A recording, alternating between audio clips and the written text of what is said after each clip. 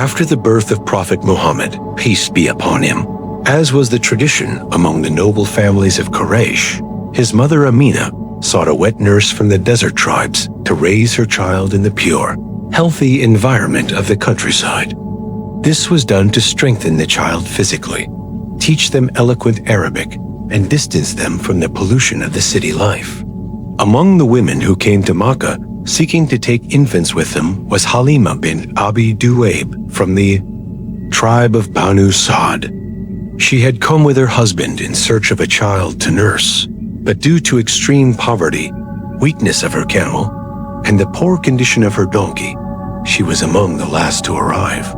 Every other woman had found a child, and no one wanted to take the orphan Muhammad, peace be upon him, as he had no father to offer payment.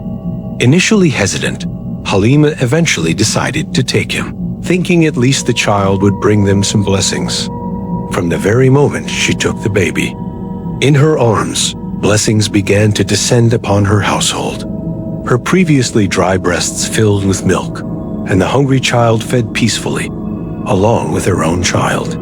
Her weak donkey, which had lagged behind the caravan on the way to Makkah, suddenly became full of energy and outran all the others on the way back. The barren land where she lived began to grow grass, and her goats and camels, which had once given little to no milk, now provided in abundance. These constant blessings astonished Halimah, her husband, and even the people around them, who noticed how their fortunes had changed ever since the orphan child came into their home. Prophet Muhammad, peace be upon him, spent about 4 years with Halimah in the desert. During this time, she loved him like her own son. He grew strong, healthy, and was known for his gentle behavior and honesty, even as a child. One of the most remarkable incidents occurred when he was around 4 years old. While he was playing with other children, the angel Gabriel, came to him, laid him down, opened his chest, took out his heart, and removed a black clot from it, saying, "This is the portion of Satan in you." Then the heart was washed with Zamzam water in a golden basin and placed back. The other children, frightened, ran to Halimah and told her what had happened. She found the prophet pale but unharmed.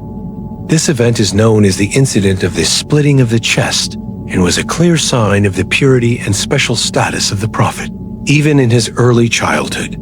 Fearing for his safety after witnessing this miracle, Halimah and her husband decided to return him to his mother, Aminah, in Makkah. Though it was painful for her to part from the child who had brought such blessings, she knew he was destined for a special mission. Aminah welcomed her son back, and Halimah left with a heart full of love and awe, knowing she had cared for a truly extraordinary child.